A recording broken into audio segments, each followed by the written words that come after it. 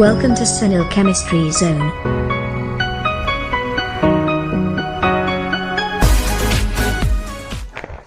નમસ્તે વિદ્યાર્થી મિત્રો, લાસ્ટ જે વિડીયો લેક્ચર જોયો એમાં આપણે લિબર્ટીનું પેપર નંબર 2 છે એના ક્વેશ્ચન 1 to 25 સોલ્વ કર્યા છે. બરાબર, હવે નેક્સ્ટ ક્વેશ્ચન જઈએ 26 નંબર. ક્વેશ્ચન નંબર 26 આપેલો છે આપણને. એમાઇડ સંયોજનને એમાઇનમાં ફેરવવા માટે કઈ પ્રક્રિયા વપરાય છે?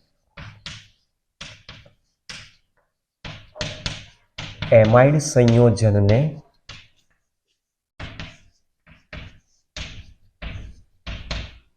એમાઇનમાં ફેરવવા માટે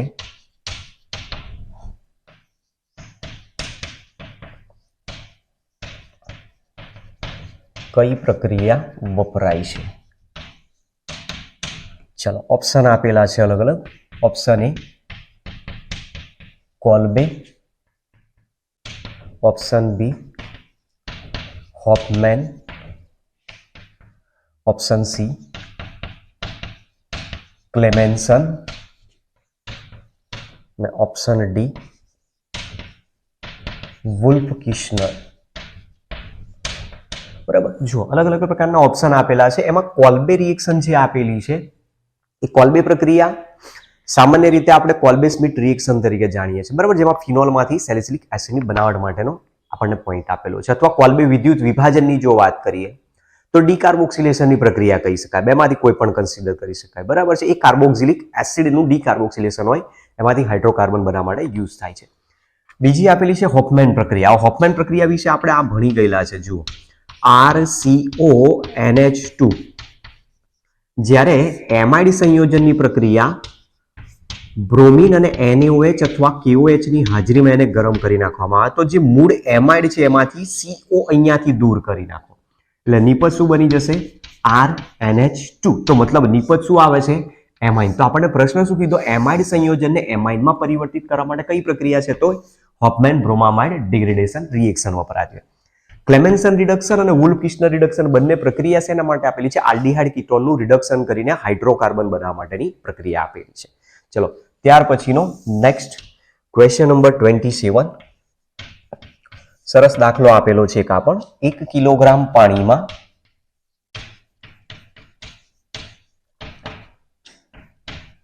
13.44 ગ્રામ CuCl2 ઓગાળવાથી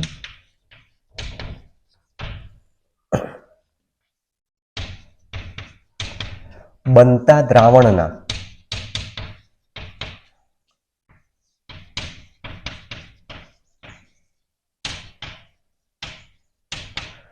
ઉત્કલન બિંદુમાં ખાલી જગ્યા વધારો થશે, જ્યાં Kb બરાબર 0.52 કેલ્વિન કિલોગ્રામ પર મોલ આપેલા છે. જવાબ છે 0.05, option B 0.1, option C 0.16, option D 0.92. બરાબર, જો ક્વેશ્ચનને સમજવા જેવો છે, કઈ રીતે આનો આન્સર તમે લાવી શકો છો. ક્વેશ્ચન સારો એવો આપ્યો છે. એના પાછળનું રીઝન છે કે તમે જે થિયરી ભણી ગયા છે એમાં મોટા ભાગે ગ્લુકોઝ, ફ્રુક્ટોઝ, સુક્રોઝ, યુરિયા એના ક્વેશ્ચન વધારે પૂછેલા છે. ચલો હવે જે ક્વેશ્ચન આપ્યું છે એ મુજબ 1 કિલોગ્રામ પાણીમાં, મતલબ પાણી અહીંયા દ્રાવક તરીકે આપેલો છે તો દ્રાવકનું વજન 1 કિલોગ્રામ મતલબ કે 1000 ગ્રામ અહીંયા આપ્યું છે. પાણીમાં CuCl2 એડ કરેલો છે 13.44 ગ્રામ. તો બનતા દ્રાવણના ઉત્કલન બિંદુમાં વધારો કેટલો થશે એવું કીધું છે. તો ઉત્કલન બિંદુનો વધારો એટલે આપણે ઉત્કલન બિંદુ ઉન્નયન જેને કહીએ છીએ. તો દ્રાવણના ઉત્કલન બિંદુમાં થતો વધારો delta TB is equal two KB into W2000 upon M2W1. સાથે સાથે તમારે અહીંયા I મૂકવો પડશે.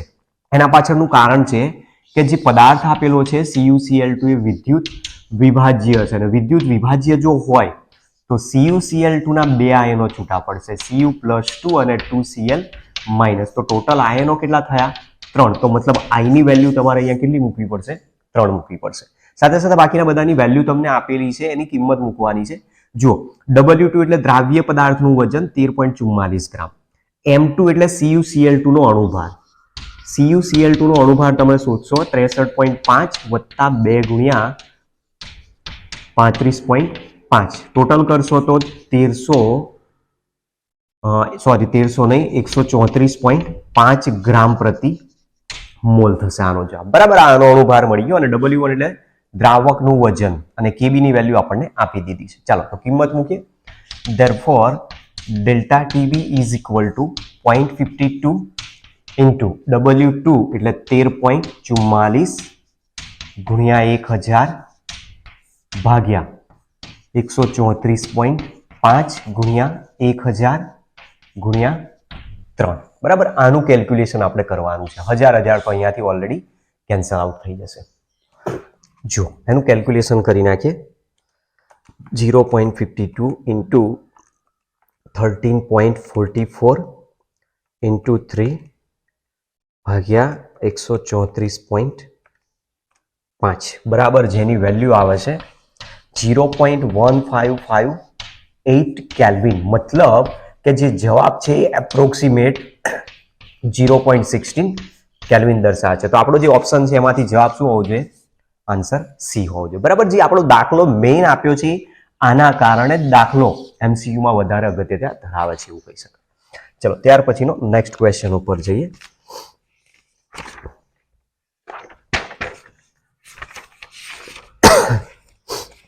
Next question number 28. જલીય મંદ બેરિયમ નાઇટ્રેટના દ્રાવણનો જલીય મંદ બેરિયમ નાઇટ્રેટ એટલે BaNO3 ટ્વાઇસ ના દ્રાવણનો અહીંયા નામ આપેલું છે. બરાબર, એટલે મેં સીધું સૂત્ર લખી દીધું છે જેથી તમને જવાબ શોધવામાં એકદમ ઈઝી પડી જાય. દ્રાવણનો વોન્ટોપ અવયવ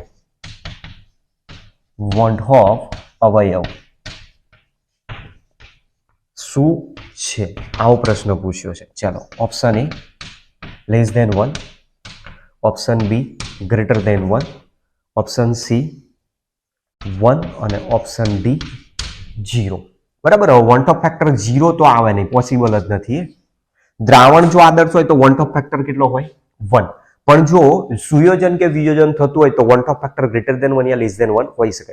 સુયોજન થાય તો બે ઘટકો ભેગા થઈને એક બનાવે એટલે વોન્ટોપ ફેક્ટર શું થાય? ઘટે. પણ વિયોજન હોય તો એકમાંથી આયનો છૂટા પડી જાય. એટલે અહીંયા બેરિયમ નાઇટ્રેટ જે તમને આપેલો છે એમાંથી તમે Ba+2 અને 2NO3 -1 આયન છૂટા પાડી દો એટલે 1 + 2 એટલે કેટલા થાય? 3. મતલબ કે વોન્ટોપ ફેક્ટર અહીંયા શું છે?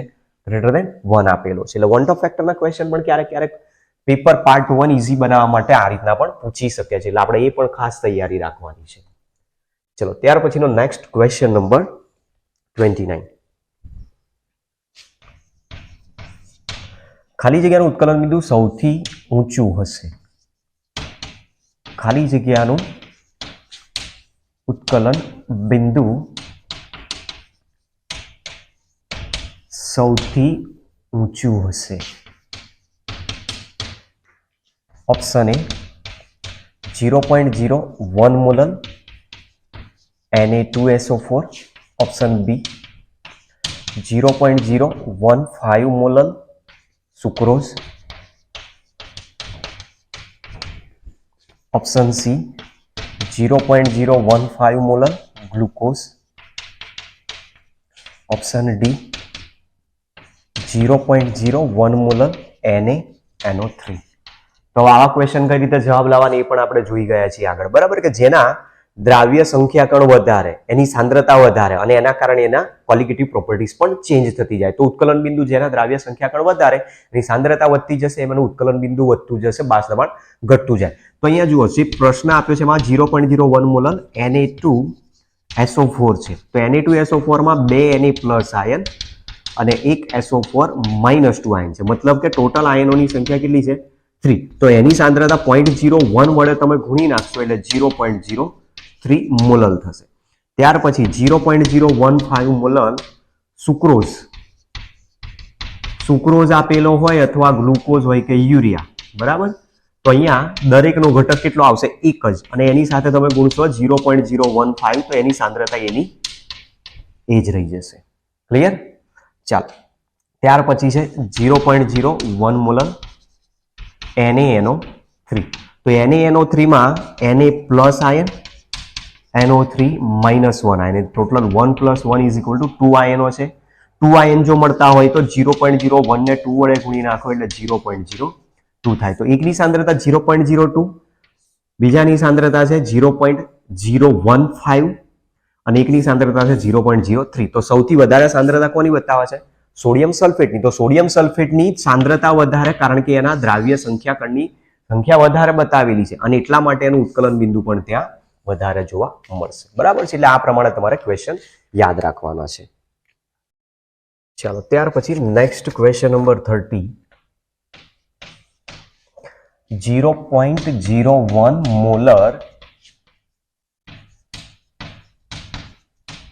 યુરિયાના દ્રાવણની તુલનામાં 0.01 મોલર BaCl2 ના દ્રાવણનું ઉત્કલન બિંદુ ઉન્નયન ખાલી જગ્યા છે. ઓપ્શન એ લગભગ 3 ગણું, ઓપ્શન બી સરખું, ઓપ્શન સી લગભગ બમણું, ઓપ્શન ડી લગભગ અડધું. બરાબર? ક્વેશ્ચન જુઓ અને ક્વેશ્ચનનો આન્સર કઈ રીતે આવી શકે છે જરા વિચારી જુઓ. કારણ કે પ્રશ્નમાં અહીંયા બે અલગ અલગ પ્રકારના પદાર્થ આપ્યા છે, તો એની સાંદ્રતા તમારે ચેક કરવાની, એના આધારે અભિસરણ દબાણ કેટલું હોય છે જોવાનું છે. તો આપણે આ પણ જોઈ ગયા છે કે જે કોલિગેટિવ પ્રોપર્ટીઝ છે દ્રાવ્ય સંખ્યાકણ ઉપર ડિપેન્ડ કરે છે, અને એમાં દ્રાવ્ય સંખ્યાકણ તરીકે અભિસરણ દબાણ એટલે કે ઓસ્મોટિક પ્રેશર. તો ઓસ્મોટિક પ્રેશર જેના દ્રાવ્ય સંખ્યાકણ વધારે હશે એનું વધારે જોવા મળશે. ક્લિયર? ચલો, તો હવે સાંદ્રતા આપી છે એ મુજબ 0.01 મોલર યુરિયા કીધો છે. તો યુરિયાનો તો પોતાનો મૂળ એક જ ઘટક હોય છે, એનું આયનીકરણ થતું જ નથી. તો સાંદ્રતા વડે ગુણશો તો એની સાંદ્રતા 0.01 મોલર જ રહેશે.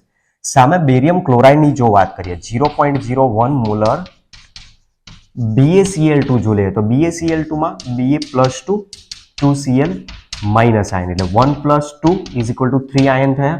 તો 3 આયનો ગુણ્યા 0.01 મોલર કરી દેશો તો સાંદ્રતા થઈ જશે 0.03 મોલર. આની સાંદ્રતા છે 0.01 અને આની સાંદ્રતા છે 0.03. તો તમે જોઈને જ કહી શકો છો કે આની યુરિયાના દ્રાવણની સાંદ્રતા કરતા બેરિયમ ક્લોરાઇડના દ્રાવણની સાંદ્રતા 3 ગણી વધારે છે. તો જો સાંદ્રતા 3 ગણી વધારે હશે તો ઓસ્મોટિક પ્રેશર પણ લગભગ 3 ગણું થઈ જશે. કારણ દ્રાવ્ય સંખ્યાકણ આના કરતા તમે જુઓ, આના સંખ્યાકણ એક જ છે, આના 3 છે, એટલે 3 ગણા છે. એટલા માટે જે જવાબ છે શું આવવો જોઈએ? લગભગ 3 ગણું વધારે જોવા મળશે. ત્યાર પછી ક્વેશ્ચન નંબર 31. જો CuS નો દ્રાવ્યતા ગુણાકાર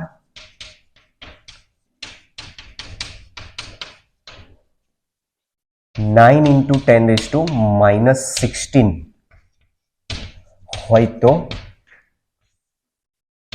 CuS ની જલીય દ્રાવણમાં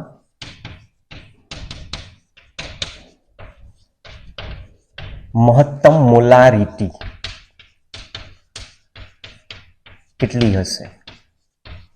બેઠો ક્વેશ્ચન NCERT ની એક્સરસાઇઝ માંથી લીધો છે. બરાબર? આપણા ચેપ્ટર માંથી 3 × 10⁻8 molar, option B 5 × 10⁻7 molar, option C 6 × 10⁻12 molar, option D 2 × 10⁻10 molar. બને ત્યાં સુધી દાખલાના જવાબને ગોખવાના નહીં, કારણ પરીક્ષામાં તમને આ ચેન્જ કરીને આપી દેશે તો પછી તમે જે જોખેલો હશે જવાબ એ ખોટો પડશે.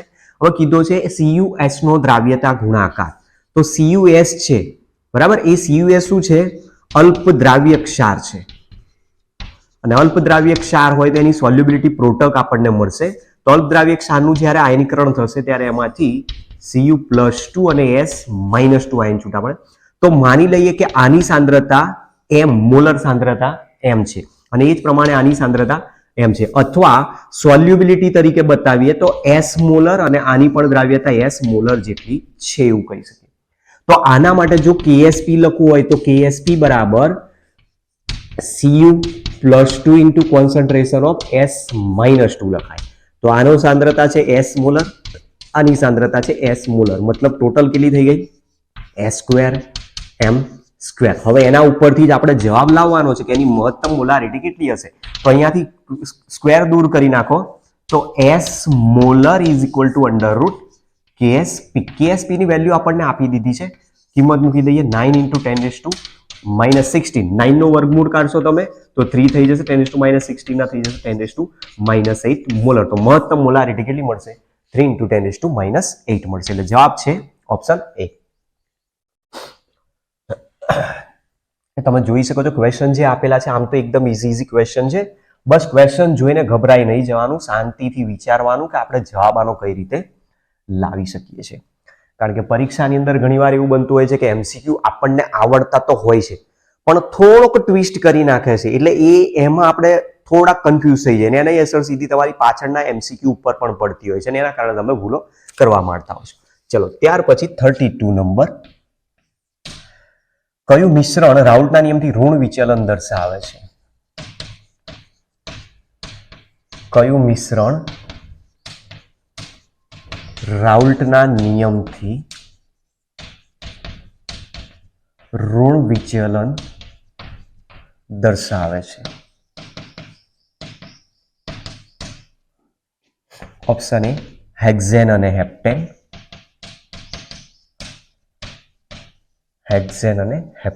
ઓપ્શન બી કાર્બન ડાઇસલ્ફાઇડ અને એસિટોન એટલે CH2 અને CH3CO CH3, કાર્બન ડાઇસલ્ફાઇડ અને એસિટોન, ફિનોલ અને એનિલિન,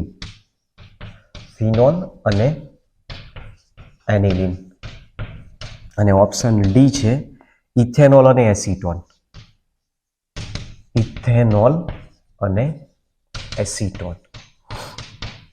બરાબર. જુઓ હવે આનો ક્વેશ્ચનનો આન્સર કઈ રીતે લઈશું? રાઉલ્ટના નિયમથી ઋણ વિચલન દર્શાવતી છે. ઓપ્શન ચેક કરી દે. પહેલો જે આપેલો છે હેપ્ટેન અને હેક્ઝેન, આ તો શું છે? આદર્શ દ્રાવણ છે, એટલે આમાં તો કોઈ વિચલન નહીં દર્શાવે. પણ આ જે બાકીના આપેલા છે બિન આદર્શ દ્રાવણ છે. હવે એમાં ધન વિચલન કયું દર્શાવે અને ઋણ વિચલન કયું દર્શાવે છે એ સમજવાનું. જુઓ, જેમાં કાર્બન ડાઇસલ્ફાઇડ અને એસિટોન તમને આપેલો હોય, બરાબર, અથવા તો પછી એસિટોન જ્યાં આપેલો હોય, અથવા જ્યાં તમને ઇથેનોલ આપેલો હોય, બરાબર, એ બધા ધન વિચલન દર્શાવે છે. જ્યારે આ છે એ કયું વિચલન દર્શાવશે? ઋણ વિચલન દર્શાવશે. કેમ? એના પાછળનું રીઝન છે કે જે ફિનોલ છે એ ફિનોલની જ્યારે એનિલિન સાથે પ્રક્રિયા થાય તો એનિલિનમાં રહેલો જે નાઇટ્રોજન છે, બરાબર, જેની પાસે એક લોન પેર ઇલેક્ટ્રોન હાજર છે, એ નાઇટ્રોજન શું કરે છે? આની સાથે આંતરઆણ્વીય હાઇડ્રોજન બંધ બનાવે છે અને આંતરઆણ્વીય હાઇડ્રોજન બંધ બને એટલે શું થશે? બંધ મજબૂતાઈ વધી જશે અને બંધ મજબૂતાઈ વધશે તો એનું ઉત્કલન બિંદુ વધી જશે પણ સામે બાષ્પ દબાણ ઘટી જશે અને બાષ્પ દબાણ ઘટશે એના કારણે કયું વિચલન બતાવશે? ઋણ વિચલન દર્શાવશે, બરાબર. એટલે આંતરઆણ્વીય હાઇડ્રોજન બંધ આના માટે મેઇન જવાબદાર છે.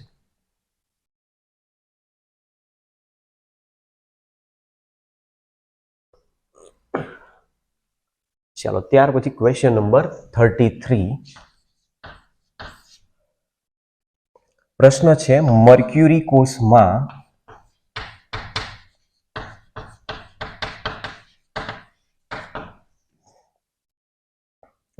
મર્ક્યુરી કોષનો નહીં, આના પછીનો છે તો H2SO4 ની ઊંચી સાંદ્રતા ધરાવતા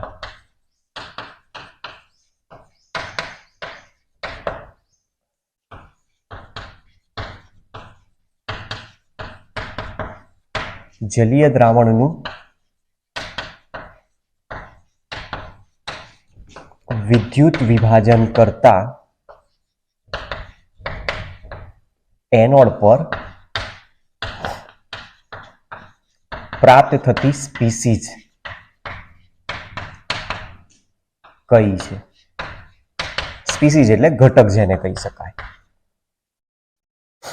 H2O8 -2, option B SO3 -2, option C SO2, option D H2O3 -2. બરાબર, એક આ ક્વેશ્ચન પણ તૈયાર રાખજો, કદાચ પરીક્ષામાં રિપીટ કરી પણ શકે છે, કારણ કે આ 2023ની એક્ઝામમાં જ આવેલો છે ક્વેશ્ચન. હવે કીધું છે શું, H2SO4 ની ઊંચી સાંદ્રતા ધરાવતા, ઊંચી સાંદ્રતા મતલબ સલ્ફ્યુરિક એસિડની સાંદ્રતા ત્યાં વધારે છે. જો મંદ દ્રાવણ હશે તો વિદ્યુત વિભાજનથી એનોડ ઉપર ઓક્સિજન અને કેથોડ ઉપર હાઇડ્રોજન જ મળશે, એટલે એ નીચી સાંદ્રતા માટે કહેવાય. પણ જ્યારે ઊંચી સાંદ્રતા હોય ત્યારે ઊંચી સાંદ્રતાએ H+ આયન આના છૂટા પડી જશે અને એક SO4 -2 આયન છૂટો પડે. તો આ પોઝિટિવ આયન કેથોડ તરફ જાય અને આ એનોડ તરફ જાય. તો આપણે અહીંયા કોના માટે કીધું છે, એનોડ માટે. તો આ સ્પીસીઝની પ્રક્રિયા બતાવવાની. તો SO4 -2 આયન 2 મોલ એનોડ ઉપર ઓક્સિડેશન પ્રક્રિયા અનુભવીને H2O8 -2 આયનમાં કન્વર્ટ થઈ જતો હોય છે, જેનો પોટેન્શિયલ 1.96 વોલ્ટ આપણને ઓલરેડી આપેલો છે બુકની અંદર.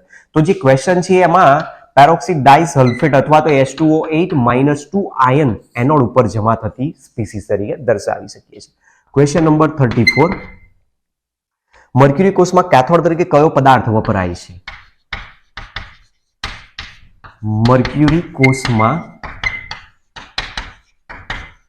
કેથોડ તરીકે કયો પદાર્થ વપરાય છે? Option A HgO + KOH, option B ZnO + platinum, option C HgO + C, option D ZnO + NaOH. બરાબર, તો થિયરી તમે ભણી ગયેલા છો ને, થિયરીમાં તમને ખબર છે કે એનોડ કેથોડ ઉપર શું હોઈ શકે છે. તો કેથોડની જ્યારે વાત આવે ત્યારે કેથોડ ઉપર શેની પેસ્ટ ભરેલી હોય છે? મર્ક્યુરી અને કાર્બનની મિશ્રણ સ્વરૂપે કે પેસ્ટ લુબ્ધી સ્વરૂપે ભરેલી હોય છે. તો આનો આન્સર આવશે HgO + C. એટલે તમે જે ક્વેશ્ચન પૂછાયેલા છે લાસ્ટ યરની એક્ઝામમાં તમે જોઈ શકો છો કે બેનથી જ NCERT માંથી જ ક્વેશ્ચન આપેલા છે. ચલો હવે જે ક્વેશ્ચન છે એને થોડા સમજવાનો ટ્રાય કરજો. 35, જો standard potential of Fe+3/Fe is equal to x volt અને સ્ટાન્ડર્ડ પોટેન્શિયલ ઓફ Fe+2/Fe બરાબર y વોલ્ટ હોય તો સ્ટાન્ડર્ડ પોટેન્શિયલ ઓફ Fe+3/Fe+2 નું મૂલ્ય શું થશે? બરાબર, ઘણાને તો જોઈને જ ક્વેશ્ચનનો આન્સર ખબર પડી જશે. ઓપ્શન ચેક કરી લઈએ. જો ઓપ્શન એ છે 2x + y, option B 3x + 2y, option C x - y અને ઓપ્શન ડી 3x - 2y. તમારી જે ક્વેશ્ચન બેંક આધારિત જે યુનિટ ટેસ્ટ દર મહિને લેવાય છે એમાં એકમ કસોટીની અંદર આવો કોઈ ક્વેશ્ચન બેંકમાં મૂકેલો છે અને આ ક્વેશ્ચન પણ પૂછાયેલો છે લાસ્ટ યર જ. તો ક્વેશ્ચનને કઈ રીતે સોલ્વ કરશો એમાં જુઓ, સ્ટાન્ડર્ડ રિડક્શન પોટેન્શિયલ આપેલા છે. Fe+3 નું Fe માં રૂપાંતર, Fe+2 નું Fe માં રૂપાંતર અને Fe+3 નું Fe+2 માં રૂપાંતર. મતલબ આપણી પાસે જે મેઇન વધુ વીજભાર ધરાવતો આયન છે Fe+3. Fe+3 આયનનું રૂપાંતર જો એ ઇલેક્ટ્રોન મેળવે તો Fe+2 માં થઈ જશે અને જો એ 2 ઇલેક્ટ્રોન મેળવશે તો Fe સોલિડમાં કન્વર્ટ થઈ જાય. સાથે સાથે જો Fe+3 2 ઇલેક્ટ્રોન મેળવે તો Fe સોલિડમાં કન્વર્ટ થઈ શકે. જે પ્રક્રિયામાં એનો પોટેન્શિયલ કેટલો હોય છે, આને હું કહી દઉં છું E1 નોટ, આને કહી દઉં છું E2 નોટ અને આને કહીશું E3 નોટ. સાથે સાથે કેટલા ઇલેક્ટ્રોન ઉમેરાય છે તો અહીંયા આને કહીશું N1. Fe+3 માંથી Fe+2 માં રૂપાંતર તો એટલે 1 ઇલેક્ટ્રોન મેળવશે. આને કહીશું આના માટે N2. Fe+2 નું Fe માં રૂપાંતર એટલે ઇલેક્ટ્રોન 2 મેળવે છે અને આ Fe+3 માંથી Fe માં કન્વર્ટ થાય છે એટલે આનો જે N3 ની વેલ્યુ છે કેટલી છે? 3. હવે પોટેન્શિયલ કોના કોના આપ્યા છે એ ચેક કરવાનું છે અને કોનો પોટેન્શિયલ શોધવાનો છે એ જવાબ લેવાનો. તો જુઓ Fe+3 નું Fe+2 માં રૂપાંતરનું મૂલ્ય શું થશે? Fe+3 નું Fe+2 માં રૂપાંતર માટેનો પોટેન્શિયલ શું થશે શોધવાનું. પહેલો પોટેન્શિયલ Fe+3 માંથી Fe એટલે Fe+3 માંથી Fe એનો પોટેન્શિયલ તમને આપેલો છે x1. બીજો Fe+2 માંથી Fe Fe+2 માંથી Fe નો પોટેન્શિયલ આપ્યો છે y વોલ્ટ. તો આનો જવાબ કઈ રીતે લાવશો? આ એક જ મેથડ છે, સીધી ડાયરેક્ટ શોર્ટ મેથડ. તો અહીંયા આ બંનેના પોટેન્શિયલ અને ઇલેક્ટ્રોનના ગુણાકારનો કુલ સરવાળો બરાબર આની વેલ્યુ થશે. એટલે જવાબ મતલબ તમે કહીશો તો N3E3 બરાબર N1 E1 not plus N2 E2 not સૂત્ર થાય. બરાબર, જે શોધવાનો છે એને સૂત્ર કરતા પછી બનાવી દેવાનું. તો E1 નોટ ને શોધવાનો છે, તો N1 E1 નોટ ને સૂત્ર કરતા બનાવીએ N3 E3 naught minus N2 E2 naught. Therefore, E1 naught is equal to N3 E3 naught minus N2 E2 naught upon N1. કિંમત મૂકી દઈએ. જો N3 એટલે 3 થશે અને એનો પોટેન્શિયલ આપેલો છે x માઇનસ N2 એટલે 2, એનો પોટેન્શિયલ આપ્યો છે y અને N1 ની વેલ્યુ તો 1 છે. મતલબ જે જવાબ છે શું છે? 3x minus 2y વોલ્ટ જવાબ મળશે. બરાબર, એટલે આનો જે પોટેન્શિયલ છે એ કેટલો હોવો જોઈએ? 3x minus 2y હોવો જોઈએ. આવો કોઈ પણ તમને જ્યારે દાખલો આપેલો હોય આ પ્રમાણેના પોટેન્શિયલોના આધારે, ત્યારે તમારે આ જ મેથડ યુઝ કરવાનું, બીજી કોઈ જ મેથડ વાપરવાની નહીં. અને આના દાખલા વધારે પ્રેક્ટિસ માટે જોઈએ તો તમે પ્લેલિસ્ટમાં જાઓ, ઇલેક્ટ્રોકેમિસ્ટ્રીના ચેપ્ટરની અંદર પ્લેલિસ્ટમાં એક્સ્ટ્રા ક્વેશ્ચનની અંદર મેં આ દાખલા ઓલરેડી બનાવીને મૂકેલા છે. ચાલો, ત્યાર પછીનો નેક્સ્ટ ક્વેશ્ચન. કારણ કે જે દાખલા તમે જ્યાં સુધી પ્રેક્ટિસ નહીં કરો તમને ફાવે જ નહીં, એના માટે પ્રેક્ટિસ જરૂરી છે મેઇન વસ્તુ. અને એનસીઆરટી માંથી જે ક્વેશ્ચન પૂછાતા હોય છે જનરલી ખૂણે ખાંચરેથી શોધીને મૂકી દેતા હોય છે આ લોકો. જુઓ, ચલો એના પછીનો એક ક્વેશ્ચન છે એ પણ સમજવા જેવો છે. નીચે આપેલી કઈ પરિસ્થિતિમાં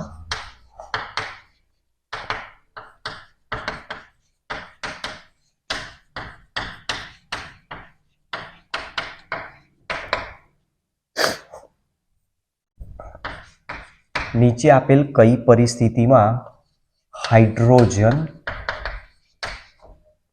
અર્ધકોષનો પોટેન્શિયલ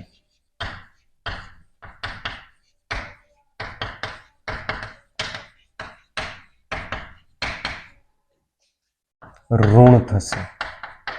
બરાબર, એક આ ક્વેશ્ચન પણ ખાસો એવો સમજવા જેવો છે, કારણ કે આ પણ એનસીઆરટીમાં એક ફેવરેટ ક્વેશ્ચન કહી શકાય.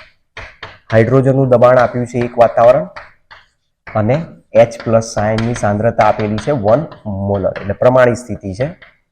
Option B, pH2 is equal to 2 atmosphere, H+ is equal to 1 molar. Option C, pH2 is equal to 2 atmosphere અને H+ is equal to 2 molar. Option D, pH2 is equal to 1 atmosphere અને H+ is equal to 2 molar છે. બરાબર, કઈ રીતે જવાબ શોધશો વિચારી જુઓ. Question છે ઇઝી, બટ જસ્ટ સમજીને તમારે જવાબ મૂકવાનો છે. એટલે લોજિકલી થિંકિંગ બેઝ ક્વેશ્ચન જેને કહી શકાય.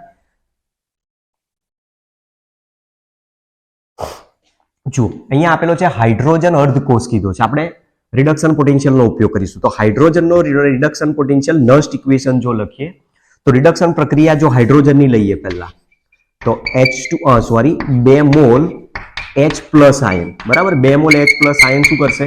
ડાઇલેક્ટ્રોન મેળવીને H2 ગેસમાં કન્વર્ટ થઈ જાય. અને આના માટે જો નસ્ટ ઇક્વેશન લખીએ તો potential of H+/H2 give equal standard potential of H+/H2 minus 0.059 upon n log QC. QC એટલે નિપજોની સાંદ્રતા ભાગ્યા પ્રક્રિયકની સાંદ્રતા.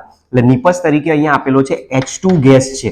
H2 ગેસ છે તો એનું દબાણ અહીંયા બતાવવું પડશે અને છેદમાં H+ ની સ્ક્વેર થઈ જાય, કારણ કે એના 2 મોલ આપેલા છે. બરાબર, હવે જવાબ તમારો આના ઉપરથી લેવાનો છે કે ક્યારે પોટેન્શિયલનું મૂલ્ય ઋણ થાય. પોટેન્શિયલનું મૂલ્ય ઋણ ક્યારે થશે? આની વેલ્યુ જો ઋણ જે વેલ્યુ આપેલી છે એ વધારે મળશે તો જ પોસિબલ છે. કઈ રીતે હવે એ પણ સમજો.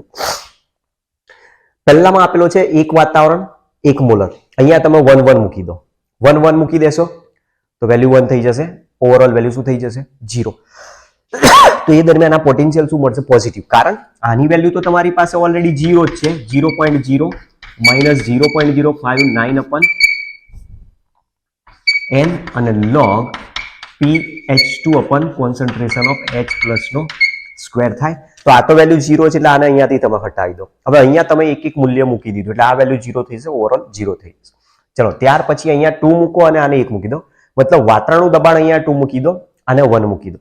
આને 2 મૂકશો અને 1 મૂકશો એટલે અંશ વધ્યો, અંશ વધશે એટલે લોગની વેલ્યુ વધશે, લોગની વેલ્યુ વધશે એટલે ઓવરઓલ આ વેલ્યુ પણ વધી જશે. તો વેલ્યુ વધશે તો જવાબ શું થઈ જશે? માઇનસ થઈ જશે. એટલે ઋણ મૂલ્ય ક્યારે મળશે તમને? કે જ્યારે દબાણ વધારે હશે ત્યારે. જો આ બંનેની વાત કરીએ તો બંને અહીંયા 2 2 મૂકી દો, અહીંયા 2 મૂકી દો, અહીંયા 2 મૂકી દો, એટલે છેદ વધી જશે કારણ કે 2 સ્ક્વેર થઈ જશે. આ અંશમાં 2 છે, છેદમાં 4 થઈ જશે. છેદ વધશે તો લોગની વેલ્યુ ઘટી જશે, લોગની વેલ્યુ નેગેટિવ આવશે તો નેગેટિવ આ પોઝિટિવ કરી નાખશે. તો એક આ ઓપ્શનમાં અહીંયા પોઝિટિવ આવશે. પછી એક વાતાવરણ અને 2 મોલર લઈએ, અહીંયા 1 મૂકી દો, અહીંયા 2 molar, same as it is જ આવી જશે. બરાબર, એટલે આપણો જે જવાબ છે શું આવવો જોઈએ?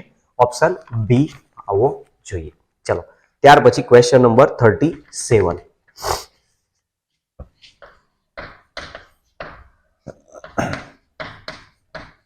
C2H4 gas plus H2 gas gives C2H6 gas. પ્રક્રિયા માટે વેગ અચળાંકનો એકમ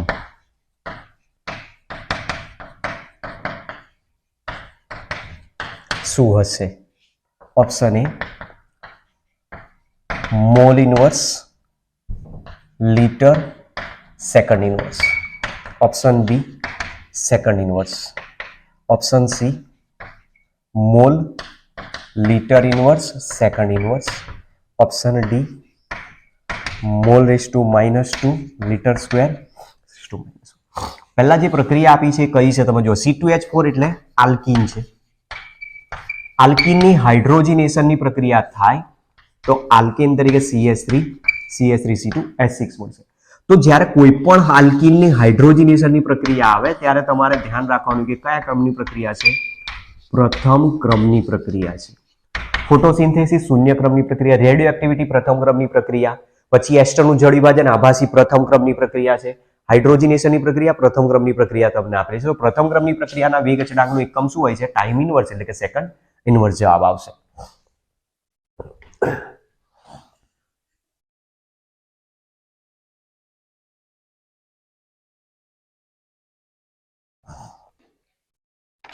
ચાલો ત્યાર પછી question number 38. Reactant to product પ્રક્રિયા માટે મતલબ R2P પ્રક્રિયા માટે, પ્રક્રિયકમાંથી નિપજ બનતી પ્રક્રિયા માટે નીચે મુજબ ગ્રાફ આપેલ છે, એટલે કે આ લેખ આપેલ છે. હવે જે ગ્રાફ છે એનો આ રીતનો છે. ઓલરેડી આવો એક ક્વેશ્ચન આવી જ ગયેલો છે પણ અહીંયા થોડોક જવાબ અલગ માંગેલો છે. સ્થિતિ ઉર્જા એટલે કે પોટેન્શિયલ એનર્જી જેને કહીએ છીએ, પોટેન્શિયલ એનર્જી વિરુદ્ધ પ્રક્રિયા અક્ષ નો આલેખ બતાવ્યો છે. એમાં આ એની સરેરાશ એનર્જી લેવલ બતાવેલું છે, બરાબર, જેનું મૂલ્ય છે 100. અહીંયાથી સ્ટાર્ટ થાય છે પ્રક્રિયા અને પ્રક્રિયા આમ કરતી કરતી જાય છે આ પ્રમાણે. અહીંયા પ્રોડક્ટ મળે છે, અહીંયા રિએક્ટન્ટ હાજર છે અને આ એની મેક્સિમમ પોટેન્શિયલ એનર્જી 270 છે આપેલી અને આની પોટેન્શિયલ એનર્જી છે 150. બરાબર, તો આના માટે કીધું છે પ્રક્રિયાનો એન્થાલ્પી ફેરફાર કેટલો થશે? પ્રક્રિયાનો એન્થાલ્પી ફેરફાર કેટલો થશે? Option A -50 kilo joule, option B 50 kilo joule, option C 120 kilo joule, option D 170 kilo joule. હવે પ્રક્રિયાનો જે ગ્રાફ તમને આપેલો છે, ગ્રાફ પરથી પહેલા તમારે શું જોવાનું કે પ્રક્રિયા ઉષ્મા શોષક છે કે ઉષ્મા ક્ષેપક. તો અહીંયા તમે જોઈ શકો છો કે પ્રક્રિયકની સક્રિયકરણ ઉર્જા કરતા પ્રક્રિયકની સ્થિતિ ઉર્જા કરતા નિપજની સ્થિતિ ઉર્જા ઓછી છે. અહીંયા જે ગ્રાફ આપ્યો છે એ મુજબ, બરાબર, સ્થિતિ ઉર્જા આની વધારે છે, આની સ્થિતિ ઉર્જા કેવી છે? ઓછી. એટલે પ્રક્રિયામાં આ જે ફેરફાર આપ્યો છે એ તમને એન્થાલ્પી ફેરફાર ડેલ્ટા એચ જેની વેલ્યુ કેવી થશે? ઋણ, કારણ કે પ્રક્રિયા કયા પ્રકારની બતાવી છે અહીંયા? ઉષ્મા ક્ષેપક. જો આ આલેખ અહીંયાથી શરૂ કરીને આમ ઉપર ગયો હોત તો પ્રક્રિયા ઉષ્મા શોષક પ્રકારની થઈ જાય, પણ અહીંયા પ્રક્રિયા કયા પ્રકારની છે? ઉષ્મા ક્ષેપક. મતલબ કે જ્યારે પ્રક્રિયકની સ્થિતિ ઉર્જા કરતા નિપજની સ્થિતિ ઉર્જાનું મૂલ્ય ઓછું હોય, બરાબર, અહીંયા જે બતાવ્યું છે મુજબ જ્યારે પ્રક્રિયકની સ્થિતિ ઉર્જા કરતા નિપજની સ્થિતિ ઉર્જાનું મૂલ્ય ઓછું હોય ત્યારે પ્રક્રિયા ઉષ્મા ક્ષેપક પ્રકારની છે. અને ઉષ્મા ક્ષેપક પ્રકારની પ્રક્રિયા હોય તો 150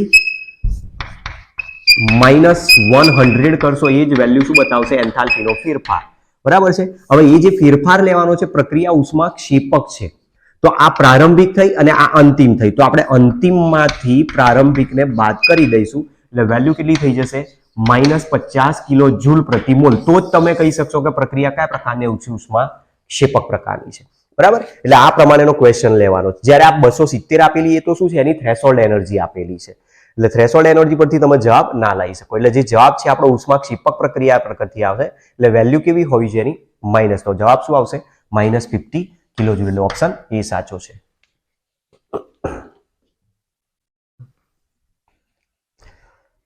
ચલો, ક્વેશ્ચન નંબર 39.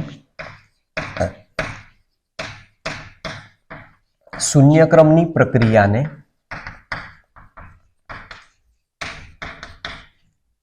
પૂર્ણ થવા માટે લાગતો સમય ખાલી જગ્યા છે. બરાબર, એક આ ક્વેશ્ચન પણ સમજીને જવાબ મૂકવાનો, બહુ ઉતાવળ નહીં કરવાની.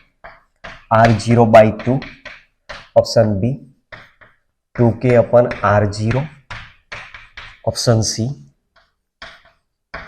R0/k option D, k/R0. ક્વેશ્ચનમાં ધ્યાનથી સમજો. અહીંયા શું કીધું છે? શૂન્યક્રમની પ્રક્રિયાને પૂર્ણ થવા. પ્રક્રિયા પૂર્ણ થવા મતલબ પ્રક્રિયા કેટલી પૂરી થવી જોઈએ? 100% પૂર્ણ થવી જોઈએ. બરાબર, આનો કોઈ સૂત્ર તમને નથી ખબર, પણ એટલીસ્ટ તમને એટલું તો ખબર છે કે શૂન્યક્રમની પ્રક્રિયા 50% પૂર્ણ થાય તો તે માટે લાગતો સમય, જેને તમે અર્ધ આયુષ્ય સમય કહો છો અને જેની વેલ્યુ તમે R0/2k સૂત્રની અંદર તારવેલી જ છે, આટલું તો એટલીસ્ટ તમને ખબર છે. તો આ બે ઓપ્શન તો આવે જ નહીં. જુઓ, બાકી રહી ગયા હવે આ બે. હવે પ્રક્રિયા 50% પૂર્ણ થવા માટે જો R0/2k લેતી હોય તો 100% પ્રક્રિયા પૂર્ણ થવા માટે કેટલો સમય લે? તો 100% એટલે 2 વડે ગુણી નાખો. 2t1/2 = 2 × R0/2k. 2 કેન્સલ કરી દો તો જવાબ આવી જશે R0/k. બરાબર, એટલે એકદમ ઈઝી ક્વેશ્ચન આપેલો છે, જસ્ટ ખાલી સમજીને જવાબ મૂકવાનો છે. બાકી ભલભલા વિદ્યાર્થી આની અંદર ભૂલ કરી બેઠા છે કે એ સીધા શું કરી દે છે? t1/2 નું જ સૂત્ર જવાબમાં આપેલું મૂકી દે છે. ચલો, ત્યાર પછી ક્વેશ્ચન નંબર 40. પીગલિત NaCl ના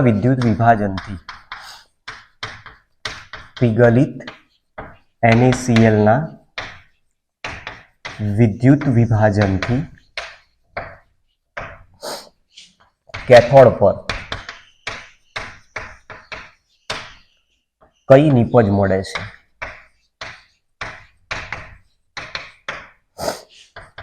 option A H2, option B Na,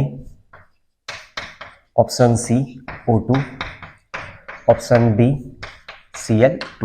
બરાબર, હવે NaCl પીગલિત અવસ્થામાં લીધો છે. જુઓ, NaCl સોલિડ હોય એને તમે હીટ આપી દો, હીટ આપશો એટલે NaCl લિક્વિડમાં કન્વર્ટ થાય, અને લિક્વિડમાં કન્વર્ટ થશે તો એમાંથી Na+ લિક્વિડ ફોર્મમાં અને Cl- પણ લિક્વિડ ફોર્મમાં જ મળશે. તો અહીંયા કોઈ જ બીજો આયન આના સિવાય હાજર નથી. જે પોઝિટિવ આયન છે એ કેથોડ તરફ જશે, જે નેગેટિવ આયન છે એનોડ તરફ જશે. તો પ્રક્રિયા અહીંયા કોના માટે કીધી? કેથોડ ઉપર. તો કેથોડ ઉપરની જે રિડક્શન પ્રક્રિયા છે એ રિડક્શન પ્રક્રિયામાં Na+ આયન જે છે એ ઇલેક્ટ્રોન મેળવીને સોડિયમ ધાતુ સ્વરૂપે જમા થઈ જાય. મતલબ નિપજ શું મળવી જોઈએ? સોડિયમ ધાતુ. ચલો, ક્વેશ્ચન નંબર 41. λm0 NH4OH માટે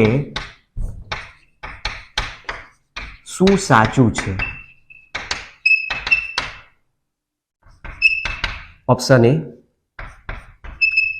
λm0 NaOH plus λm0 NH4Cl minus λm0 HCl. Option B λm0 NH4Cl plus λm0 NaOH minus lambda m naught HCl. તમને પ્રશ્ન જોઈને જ ખબર પડી ગઈ હશે કે અહીંયા કોહલરાસના નિયમનો ઉપયોગ કરીને જવાબ લાવવાનો છે. Option C lambda m naught NH4Cl plus lambda m naught NaCl minus lambda m naught NaOH. Option D lambda m naught NaCl plus lambda m naught NH4Cl minus lambda m naught NaOH. હવે આનો જવાબ કઈ રીતે લાવશો તમે? તેના માટે જુઓ, તમારી પાસે જે જવાબ માંગ્યો છે કોનો છે? લેમડા એમ નોટ NH4OH માટે શું હશે એવું કીધું છે. તો પહેલા આયનો છૂટા પાડી દો બંનેના. તો એક NH4 પ્લસ આયન છૂટો પડશે અને એક OH માઇનસ. તો small lambda m 0 NH4 plus plus small lambda m naught OH minus જ્યાં તમને મળે એના પરથી તમને જવાબ મળશે. એટલે આ બંને આયનો વચ્ચે અહીંયા શું આવવું જોઈએ? સરવાળો. તો જુઓ, અહીંયા NH4 Na પ્લસ આયન છે, OH માઇનસ આયન છે, NH4 plus ion Cl minus છે. તો જે બતાવે છે મુજબ દરેકના પહેલા આયનો છૂટા પાડી દઈએ. જુઓ, NaOH Na plus plus OH minus, ત્યાર પછી NH4Cl NH4 plus plus Cl minus, HCl H plus plus Cl minus. Clear? બધામાં આપણને આ જ આપેલા છે. તો જુઓ, અહીંયા શું કીધું છે? NH4 પ્લસ અને OH માઇનસ બંને વચ્ચે શું આવવું જોઈએ? સરવાળો. તો આપણી પાસે અહીંયા NH4 પ્લસ છે, OH માઇનસ અહીંયા છે, એટલે આ બંનેનો શું થવો જોઈએ? સરવાળો. અને આમાંથી આને શું કરી દેવાનો? બાદ કરી નાખશો. તમે જેવો આને બાદ કરશો એટલે અહીંયા ઘટના બનશે શું? પહેલા એ તમારે ધ્યાન રાખવાનું છે કે બધા આયનો દૂર થઈ જવા જોઈએ. તો અહીંયા ખાલી Cl દૂર થશે, પણ H પ્લસ અને Na પ્લસ છે એ દૂર થાય નહીં. તો હજુ બીજા પણ ઓપ્શન છે આપણી પાસે. જો એટલે આ ઓપ્શનમાંથી જવાબ નહીં આવે. આ છે NH4Cl NaOH અને HCl. બરોબર? એટલે આના આ છે NH4Cl NaOH અને HCl. પછી અહીંયા NH4Cl NaCl અને NaOH પણ આપેલો છે. તો એનો યુઝ કરીએ. જુઓ, NaCl છે, NaCl એટલે Na plus plus Cl minus. હવે આ ચાર છે એના ઉપરથી ધ્યાન રાખીને જવાબ જુઓ. આપણી પાસે NH4 પ્લસ અહીંયા છે, OH માઇનસ અહીંયા છે, એટલે આ બંનેનો તો સરવાળો થશે જ. તો જે બાકી રહે એમાં Cl માઇનસ અને Na પ્લસ આયન છે, એમાંથી તમે આને બાદ કરી નાખો તો કેન્સલ આઉટ થઈ જશે. મતલબ હું આ રીતે કહું છું, લેમડા એમ નોટ NaOH અથવા NH4Cl minus lambda plus lambda m naught NaOH minus lambda m naught NaCl. દરેકના આયનો અહીંયા મૂકી દો. Small lambda m naught NH4 plus plus small lambda m naught Cl minus plus small lambda m naught Na plus plus small lambda m naught OH minus, અને અહીંયા આવશે minus small lambda m naught Na plus અને plus Cl minus એ અંદર minus લઈ જશો એટલે minus lambda m naught Cl minus થશે. તો જુઓ, Na પ્લસ Cl માઇનસ અહીંયાથી કેન્સલ આઉટ થઈ ગયા. તો બાકી શું રહ્યો? NH4 પ્લસ અને OH માઇનસ. અને NH4 પ્લસ OH માઇનસ આવે એ જ તમારો એમોનિયમ હાઇડ્રોક્સાઇડની અનંત મલ્ટાઈ મોલર વાહકતા દર્શાવે. બરાબર? એટલે આવા ક્વેશ્ચન આવે ત્યારે તમારે આટલું રફ કામ હંમેશા કરવું પડશે. ડાયરેક્ટ સીધો જવાબ નહીં આપવાનો. ત્યાર પછીનો ક્વેશ્ચન નંબર 42.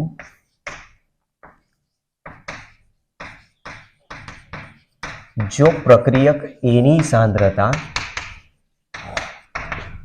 બમણી કરવામાં આવે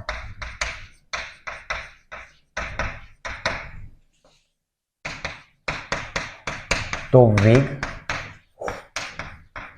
4 ગણો વધે છે અને A ની સાંદ્રતા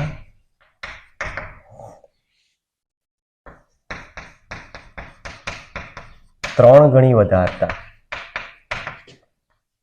વેગ 9 ગણો વધે છે. તો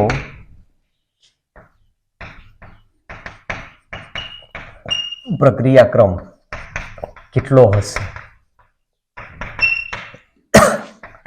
option A 0, option B 1, option C 2, option D 3. બરાબર, ક્વેશ્ચન જોઈને પણ થોડોક અંદાજ તો આવી જ જાય છે લોજિકલી જવાબ મેળવવાનો.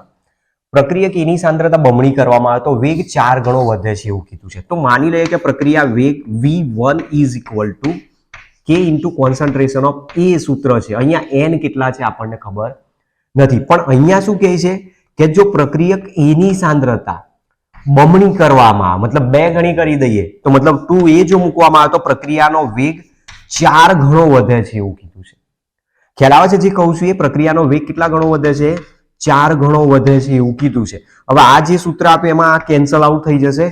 તો જો આનો યુઝ કરવાનો આપણે પ્રયત્ન કરીએ તો આપણી પાસે જે સૂત્ર છે આ મુજબ થાય 4v2 ઇઝ ઇક્વલ ટુ કે 2 ને આગળ લાવી દો તો 2 રેસ ટુ શું થઈ જશે? n, અને અહીંયા આવી જશે k into a raise to n. તો આ સમીકરણ નંબર 2 થાય.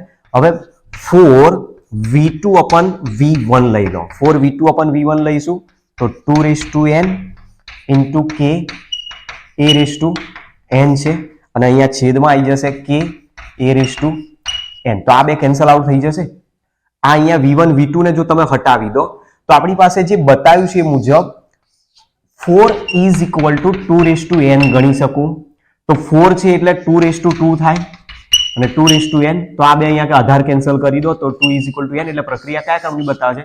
દ્વિતીય ક્રમની. સીધો જ લોજિકલી તમને જવાબ મળી જાય એવો છે કે પ્રક્રિયા એની સાંદ્રતા બમણી કરવામાં આવે તો પ્રક્રિયા વેગ 4 ગણો થયો. મતલબ પ્રક્રિયા વેગ rate of reaction is equal to K into concentration of A નો સ્ક્વેર જો આપેલો હોય, આને બમણું કરી દો તો એનો વર્ગ એટલે 4 ગણી થઈ જશે, અને એની સાંદ્રતા 3 ગણી કરવામાં આવે તો વેગ 9 ગણો. તો આને 3 મૂકી દો 3a તો સ્ક્વેર કરશો એટલે 9 થઈ જશે, એટલે 9 ગણી થાય. તો મતલબ પ્રક્રિયા કયા ક્રમની છે? દ્વિતીય ક્રમની આપેલી છે. બરાબર, એટલે તમે આનો આન્સર આ રીતે આપી શકો છો.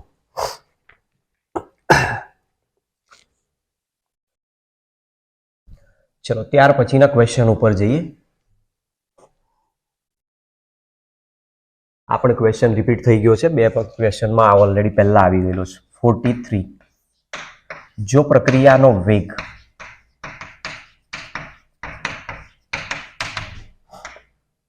અને વેગ અચળાંક બરાબર હોય તો પ્રક્રિયાક્રમ ખાલી જગ્યા થશે. જો આ પણ જવાબ તમને ખ્યાલ આવી ગયો હશે કારણ કે ક્વેશ્ચન રિપીટ થયો છે. જો અહીંયા શું કીધું? પ્રક્રિયાનો વેગ એટલે રેટ, એ એના વેગ અચળાંક બરાબર થાય. વેગ અચળાંક બરાબર ક્યારે થાય? કે જે પ્રક્રિયકની સાંદ્રતા છે એનો ઘાતાંક કેટલો હશે? 0. તો મતલબ પ્રક્રિયા કયા ક્રમની હોવી જોઈએ? શૂન્ય ક્રમની હોવી જોઈએ. Question number 44. કયો આલ્કોહોલ ઓરડાના તાપમાને એટલે કે રૂમ ટેમ્પરેચરે ઓરડાના તાપમાને ZnCl2 પ્લસ સાંદ્ર HCl સાથે ઝડપી પ્રક્રિયા આપે છે? Option A butane 1-1, option B butane 2-1, option C 2-मिथाइल प्रोपेन 2-1, 2-मिथाइल प्रोपेन 2-1 અને ઓપ્શન ડી 2-મિથાઇલ પ્રોપેન 1-1. 2-મિથાઇલ પ્રોપેન 1-1. બરાબર. હવે આ ક્વેશ્ચન જે તમને આપેલો છે તમને અંદાજ આવી ગયો હશે કે કયો પ્રશ્ન આપેલો છે. લ્યુકાસ કસોટી આપેલી છે. જ્યારે પ્રાથમિક આલ્કોહોલ આપેલો હોય બરાબર, ત્યારે પ્રાથમિક આલ્કોહોલ લ્યુકાસ પ્રક્રિયક સાથે લ્યુકાસ કસોટી જ્યારે આપશે તો પ્રક્રિયાનું મિશ્રણ 15 મિનિટ સુધી એઝ ઇટ ઇઝ રહેવા મળશે. મતલબ કશું જ ખબર નહીં પડે. પહેલામાં પહેલું તો લ્યુકાસ કસોટી શેના માટે ઉપયોગ થાય છે? પ્રયોગશાળામાં આલ્કોહોલની પરખ માટે. તો જો 3 ડિગ્રી આલ્કોહોલ આપેલો હોય તો 3 ડિગ્રી આલ્કોહોલ તરત જ પ્રક્રિયા આપશે રૂમ ટેમ્પરેચરે. બરોબર, એને ગરમ કરવાની જરૂર નથી. જો સેકન્ડરી આલ્કોહોલ આપેલો હશે તો 5 મિનિટ પછી દ્રાવણ દૂધિયું બનશે, અને જો પ્રાઇમરી આલ્કોહોલ આપેલો હશે તો 15 મિનિટ સુધી તો તમને એ પ્રક્રિયા મિશ્રણ એઝ ઇટ ઇઝ જ જોવા મળશે, પણ 15 મિનિટ પછી તમે જોશો એટલે ધીમે ધીમે પ્રક્રિયા થશે. તો એક આ એવું મિશ્રણ છે અથવા આલ્કોહોલ છે કે જેને તમે જો હીટ આપશો ને તો જ પ્રક્રિયા ઝડપી બનશે, અને રૂમ ટેમ્પરેચર તો ઝડપથી રિએક્શન કોણ આપી દે છે?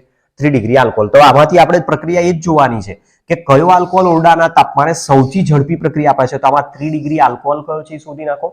દરેકના ઉદાહરણ આપ્યા છે, નામ IUPAC છે, એના આધારે તમે બંધારણ બનાવી દો. બ્યુટેન 1 ઓલ એટલે 4 કાર્બન, તો આ થઈ ગયો પ્રાથમિક આલ્કોહોલ. બ્યુટેન 2 ઓલ 4 કાર્બન, તો અહીંયા OH છે, થઈ ગયો આ 2 degree alcohol. 2 methyl propane 2 all 1 2 3, 2 methyl propane 2 all, તો આ થઈ ગયો 3 ડિગ્રી આલ્કોહોલ. એટલે નિપજ કોણ આપશે? 2 મિથાઇલ પ્રોપેન 2 ઓલ, જે ઓરડાના તાપમાને સૌથી ઝડપથી પ્રક્રિયાઓ આપે છે. બરાબર, એટલે આમાં તમારે પ્રશ્ન અલગ અલગ પૂછી શકે. લ્યુકાસ પ્રક્રિયક એટલે શું? તો ઝીંક જળ ZnCl2 સાંદ્ર HCl નું મિશ્રણ. લ્યુકાસ પ્રક્રિયકનો ઉપયોગ શેના માટે? લ્યુકાસ કસોટી શેના માટે વપરાય છે? તો આલ્કોહોલની પરખ માટે વપરાય છે. બરાબર, અને એના આધારે તમારે આ ક્વેશ્ચનોના બધા જવાબ આપવાના છે.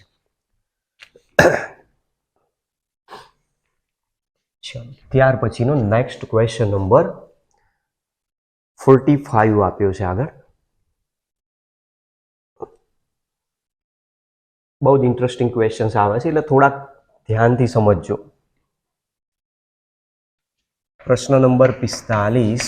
પ્રશ્ન છે સેલિસિલિક એસિડ બનાવવા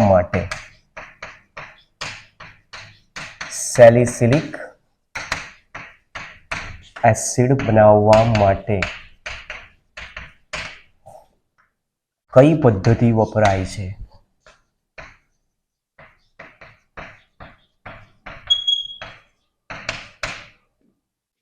option A Kolbe Schmitt,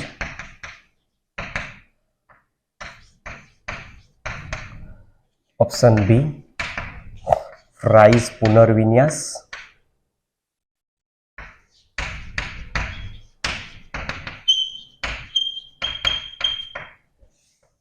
option C Reimer Tiemann, option D Lucas કસોટી. બરાબર, દરેકને તમારે યાદ રાખવાનું કે કોના દ્વારા કઈ નિપજ મળી શકે. તો જો પહેલું જે કોલ્બે-સ્મિથ રિએક્શન આપેલી છે, કોલ્બે-સ્મિથ રિએક્શન ફિનોલિક કાર્બોક્સિલિક એસિડની બનાવટ માટે છે. મતલબ આમ જોવા જાય તો એસિડિક ફિનોલની બનાવટ માટેની કહી શકાય. તો એસિડિક ફિનોલની બનાવટ માટેની જ્યારે વાત આવે ત્યારે એસિડિક ફિનોલ તરીકે કોણ છે? Salicylic acid. તો કોલ્બે-સ્મિથ પ્રક્રિયા દ્વારા સેલિસિલિક એસિડ બને. ફ્રાઇસ પુનર્વિન્યાસ પ્રક્રિયા છે એ ફિનોલિક એસ્ટરની બનાવટ માટેની પ્રક્રિયા છે. OCO-CH3 ફિનોલિક એસ્ટર બનાવવો હોય ત્યારે એના માટે યુઝ થાય. રીમર-ટીમાન પ્રક્રિયા આપેલી છે ફિનોલિક આલ્ડીહાઇડની બનાવટ માટે છે, મતલબ જેને તમે સેલિસાલ્ડીહાઇડ કહો છો. અને લ્યુકાસ કસોટી હમણાં જ જોયું. લ્યુકાસ કસોટી કોઈ સંયોજન બનાવવા માટે નથી, પરખ માટે અથવા અલગીકરણ માટેનો પોઈન્ટ આપેલો છે. એટલે આપણો જે જવાબ છે શું આવવો જોઈએ? કોલ્બે-સ્મિથ રિએક્શન આવવું જોઈએ. ચલો ત્યાર પછી 46. નીચેનામાંથી કયા સંકીર્ણ આયનમાં ધાતુ પરમાણુ પાસે ડી ઇલેક્ટ્રોન નહીં હોય? Option A FeCN6 3-, option B CrH2O6 3+, option C MnO4-, option D CONH3 6 3+. હવે આવો જ્યારે પ્રશ્ન તમને આપેલો હોય ત્યારે તમારે પહેલા શું કરવાનું? જે ધાતુ પરમાણુ તમને દેખાય છે એની ઇલેક્ટ્રોન રચના તમારી પાસે હોવી જરૂરી છે. ઇલેક્ટ્રોન રચના જો આવડતી હશે તો જવાબ મળશે. અહીંયા Fe પરમાણુ છે, પરમાણુ ક્રમાંક 26. ઇલેક્ટ્રોન રચના થશે argon core 3d6 4s2. Chromium પરમાણુ ક્રમાંક છે 24, ઇલેક્ટ્રોન રચના argon core 3d5 4s1, manganese પરમાણુ ક્રમાંક 25, ઇલેક્ટ્રોન રચના આર્ગોન કોર 3d5 4s2 અને કોબાલ્ટ એટલે SCTIVCrMnFeCO એટલે 27, એની ઇલેક્ટ્રોન રચના થશે આર્ગોન કોર 3d7 4s2. બને ત્યાં સુધી 21 થી 30 ની ઇલેક્ટ્રોન રચના આના માટે તમારે યાદ હોવી જરૂરી છે, જે ચેપ્ટર નંબર 4, 5 બંને માટે તમારે જરૂર છે. હવે દરેકમાં આયન શોધી નાખો. હવે તમે આયન શોધશો તો આની અંદર આનો કુલ ઓક્સિડેશન આંક -6 થશે, જમણી બાજુ લઈ જશો એટલે +3 થશે અને ત્યાં ઓલરેડી -3 હશે એટલે Fe કયા આયન સ્વરૂપે છે +3, એટલે આમાં Fe+3 આયન છે અને Fe+3 આયન તરીકે જો હોય તો 3 ઇલેક્ટ્રોન અહીંયાથી દૂર કરો. પહેલા બહારથી દૂર કરવાના, પછી અંદરથી દૂર કરો. 2 s ના દૂર કરી દો, એક 3d નો દૂર કરી દો એટલે ઇલેક્ટ્રોન રચના શું થઈ જશે 3d5 થઈ જશે. ચલો અહીંયા ક્રોમિયમ આ તટસ્થ છે તો આનો ઓક્સિડેશન નંબર ટોટલ 0, તો ક્રોમિયમનો વીજભાર પોતે કેટલો થઈ જશે +3, તો અહીંયા ક્રોમિયમ પણ +3 આયન તરીકે આપ્યું છે અને જો +3 તરીકે હોય તો એક ઇલેક્ટ્રોન પહેલા અહીંયાથી દૂર કરો, 2 અહીંયાથી દૂર કરી દો એટલે 3d3 થઈ જશે. ત્યાર પછી MnO4 -1, ઓક્સિજનનો ઓક્સિડેશન આંક -2, ટોટલ થશે 4 છે એટલે -8, આનો ટોટલ -8 છે, તમે જમણી બાજુ લઈ જશો એટલે +8 અને ત્યાં ઓલરેડી વીજભાર -1 છે એટલે +8 -1 કરશો એટલે ટોટલ કેટલો થઈ ગયો +7. તો મેંગેનીઝ અહીંયા Mn+7 સ્વરૂપે છે. Mn+7 સ્વરૂપે જો આપેલો હોય તો સાથે 7 ઇલેક્ટ્રોન દૂર કરી દો એટલે 3d કેટલા થઈ જશે 0. તો પ્રશ્ન આપણો એ જ કીધો છે કયા સંકીર્ણ આયનમાં ધાતુ પરમાણુ પાસે d ઇલેક્ટ્રોન નહીં હોય, તો કોની પાસે નહીં હોય MnO4 -1 માં d ઇલેક્ટ્રોન એની પાસે નથી. તેમ છતાં ઓક્સો લિગેન્ડ પોતાના ઇલેક્ટ્રોન ચાર્જ એમાં ટ્રાન્સફર કરે છે અને એના કારણે d to d ટ્રાન્ઝિશન થવાથી KMnO4 જાંબલી રંગ દર્શાવે છે. હવે કોબાલ્ટની જો વાત કરો તો આ ઓક્સિડેશન નંબર 0 કારણ કે આ તટસ્થ છે તો કોબાલ્ટનો ઓક્સિડેશન આંક થઈ જશે અહીંયા +3 અને આની જો +3 લેશો તો CO+3 આયન 3 ઇલેક્ટ્રોન દૂર કરો, 2 અહીંયાથી 1 અહીંયાથી દૂર કરી દો એટલે 3d6 થઈ જાય. તો અહીંયા બાકીનામાં તો ઇલેક્ટ્રોન છે, અહીંયા જ d ઇલેક્ટ્રોન હાજર નથી એટલે જવાબ તમારો આ રીતે આવશે. ચલો ત્યાર પછી 47, નીચેના પૈકી કયો આયન સૌથી વધુ સ્થાયી છે? નીચેના પૈકી કયો સંકીર્ણ આયન સૌથી વધુ સ્થાયી છે? Option A FeOH thrice 3-, option B FeCl6 3-, option C FeH2O6 3+, option D FeCN6 3-. સંકીર્ણની સ્થિરતા જ્યારે આવે ત્યારે સંકીર્ણની સ્થિરતા પર અસર કરતા પરિબળ તમારે યાદ રાખવાનું, બરાબર. નંબર 1 લિગેન્ડની પ્રબળતા, જ્યાં લિગેન્ડ પ્રબળ હોય એની સંકીર્ણની સ્થિરતા વધારે, કારણ કે લિગેન્ડ ઇલેક્ટ્રોન આપવા માટે ધાતુના કેન્દ્ર તરફ પ્રબળતાથી આકર્ષિત થાય છે અને મજબૂત બંધ બનાવે છે. નંબર 2 એમાં જો કિલેટિંગ લિગેન્ડ જોડાયેલો હોય તો એ સૌથી વધારે સ્થાયી હોય. તો સૌથી પહેલા તમારે જ્યારે સંકીર્ણમાં સ્થિરતાનો પ્રશ્ન આવે પહેલા કિલેટિંગ લિગેન્ડ શોધી નાખો. કિલેટિંગ લિગેન્ડ એટલે બહુદંતીય જે લિગેન્ડ હોય છે જે ચક્રીય બંધારણ બનાવી શકે, દ્વિદંતી, ત્રિદંતીય, ષડદંતીય. તો એમાંનો અહીંયા એક પણ જગ્યાએ તમે જો કોઈ જગ્યાએ બહુદંતીય લિગેન્ડ દેખાય છે? OH- એકદંતીય, Cl- એકદંતીય, H2 એકદંતીય, Cn- એકદંતીય, તો બધા એકદંતીય જ છે. જો લિગેન્ડ કિલેટિંગ જોડાયેલો ના હોય તો લિગેન્ડની પ્રબળતા પછી ધ્યાન રાખો. સ્પેક્ટ્રોકેમિકલ સિરીઝમાં જે લિગેન્ડની પ્રબળતા સૌથી વધારે એ સંકીર્ણની સ્થિરતા વધારે છે કહી શકાય. તો અહીંયા OH-, Cl- H2 અને Cn- છે, એમાંથી સૌથી વધારે પ્રબળ કોણ છે? Cn- છે. આ હેલોજન ડોનર છે તો સૌથી છેલ્લે આવશે, બરાબર. આની અંદર પછી OH અને H2O જે આપ્યા છે એમાં OH પહેલો આવશે અને પછી H2O આવશે. તો સૌથી પ્રબળ લિગેન્ડ અહીંયા માત્ર કોણ છે? Cn- એકલો. આ તો 3 નિર્બળ લિગેન્ડ આપેલા છે. તો જ્યાં લિગેન્ડ પ્રબળ જોડાયેલો હોય એ સંકીર્ણની સ્થિરતા સૌથી વધારે છે એવું આપણે ગણી શકીએ છીએ.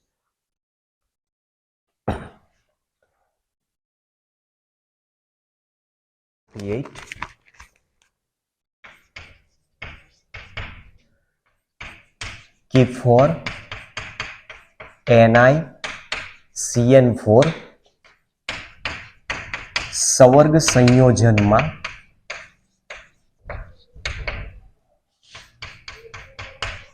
નિકલની ઓક્સિડેશન અવસ્થા.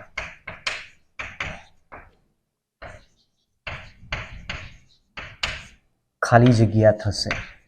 બરોબર, એક આ ક્વેશ્ચન તૈયાર રાખજો ખાસ પરીક્ષા માટે, કે જો કારણ કે કદાચ આવો પ્રશ્ન પૂછાઈ ગયો તો ભલભલા આમાં ગોથા ખાઈ જાય છે. ચલો, આપણે સીધું કશું જ નહીં કરવાનું, કોઈ શોર્ટ મેથડ યાદ નહીં રાખવાની. એને શોધવા માટેની જે આપણી પદ્ધતિ છે, ઓક્સિડેશન નંબર સીધો શોધી નાખવાનો છે. બાકી શોર્ટ મેથડો તો છે જ આમાં. ચલો, K4FeCN6 સોરી K4NiCN4 આપ્યો છે. બરાબર, તો તમે જુઓ પોટેશિયમ કયા આયન તરીકે હોય? +1. ટોટલ પોટેશિયમ 4 છે એટલે આનો ટોટલ વીજભાર કેટલો થયો? +4. એટલે ટોટલ ઓક્સિડેશન આયનનો +4 થયો. સાઇનોનો -1 હોય છે, 4 વડે ગુણાયેલા છે એટલે -4 થયા. +4 -4 કરશો એટલે ટોટલ કેટલો થઈ ગયો? 0. મતલબ નિકલ અહીંયા કયો ઓક્સિડેશન નંબર બતાવે છે? 0. અથવા જો કોઈને આ રીતે ખબર ના પડે તો તમે આ રીતે મૂકી દો, 4 + +1. નિકલ શોધવાનો છે, x ધારી લો, 4 ઓછા -x, ઉપર કોઈ વીજભાર નથી, ઇક્વલ 0 મૂકી દો, તો +4 + x -4 = 0. therefore x = 0 થઈ જશે. બરાબર, એટલે આ રીતનો આન્સર તમે નિકલનો શોધી શકો છો. તો અહીંયા લિગેન્ડ પ્રબળ જોડાયેલો છે. Ml4 પ્રકારનું જો સંકીર્ણ હોય તેમાં 2 પ્રકારના સંકરણ પોસિબલ છે, sp3 અને dsp2. જ્યારે પ્રબળ લિગેન્ડ જોડાયેલો હોય ત્યારે જનરલી સંકરણ આ હોય, અને નિર્બળ લિગેન્ડ જોડાયેલો ત્યારે sp3 સંકરણ હોય. પણ તમારે ધ્યાન રાખવાનું કે જ્યારે ધાતુની ઓક્સિડેશન અવસ્થા કેટલી મળતી હોય? 0. ત્યારે પછી આ વસ્તુ ત્યાં લાગુ નહીં પડે. બાકી આ શોર્ટ મેથડ છે, આની આ યાદ રાખવાની. પણ એ મુજબ જો જોવા જઈએ તો અહીંયા પ્રબળ લિગેન્ડ જોડાયેલો છે તો dsp2 થવું જોઈએ, પણ નિકલની ઓક્સિડેશન અવસ્થા 0 છે એટલે જ્યારે લિગેન્ડની પ્રબળતાના કારણે ઇલેક્ટ્રોનનું યુગ્મીકરણ થશે તો 4s ના 2 ઇલેક્ટ્રોન d માં આવી જશે, d કક્ષક આખી ભરાઈ જશે. તો બાકી રહેશે ખાલી s અને p કક્ષક હોય, તો એ લિગેન્ડ પોતાની 4 ઇલેક્ટ્રોન યુગ્મ ક્યાં આપી દેશે? એક s માં અને 3 p માં. એટલે સંકરણ એ દરમિયાન આનું શું થઈ જશે? sp3 સંકરણ થઈ જશે. એટલે આ ક્વેશ્ચન ખાસ આના માટે જ યાદ રાખવાનો છે કે સંકરણ કયું મળશે આનું.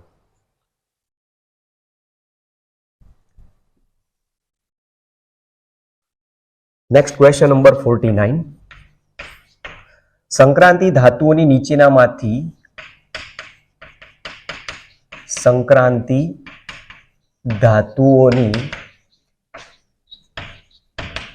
નીચેનામાંથી કઈ એક લાક્ષણિકતા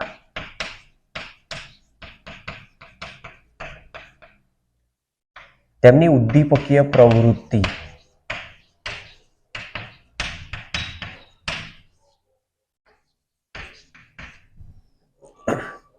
સાથે સંકળાયેલ છે? મતલબ ઉદ્દીપકીય ગુણધર્મ સાથે સંકળાયેલો ગુણધર્મ કયો છે એવું પૂછ્યું છે અહીંયા. ઓપ્શન છે જુદા જુદા ઓક્સિડેશન અથવા જુદી જુદી, જેને કહી શકાય અહીંયા જુદી જુદી હોવું જોઈએ વાક્ય રચનામાં, જુદી જુદી ઓક્સિડેશન અવસ્થા. ઓપ્શન બી પરમાણુની ઉચ્ચ એન્થાલ્પી.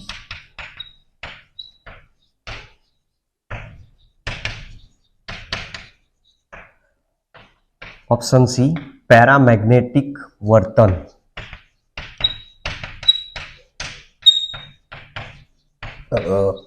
ઓપ્શન ડી હાઇડ્રેટેડ આયનોનો રંગ.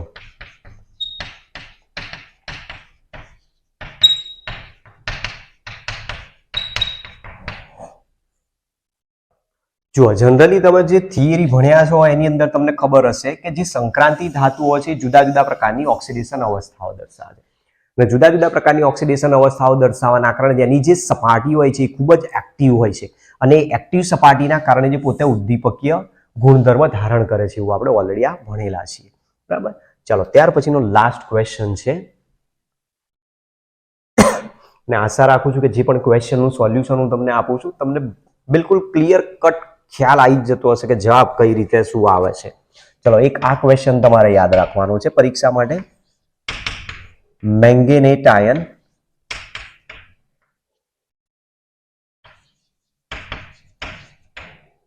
નો આકાર, જે ઓલરેડી લાસ્ટ ટાઈમ પૂછાયેલો છે, શક્ય હોય તો તૈયારી રાખજો, આની ફરીથી રિપીટ થઈ શકે છે. પિરામિડલ.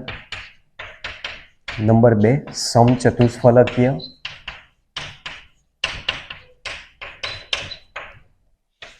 ઓપ્શન સી સમતલીય. સમચોરસ.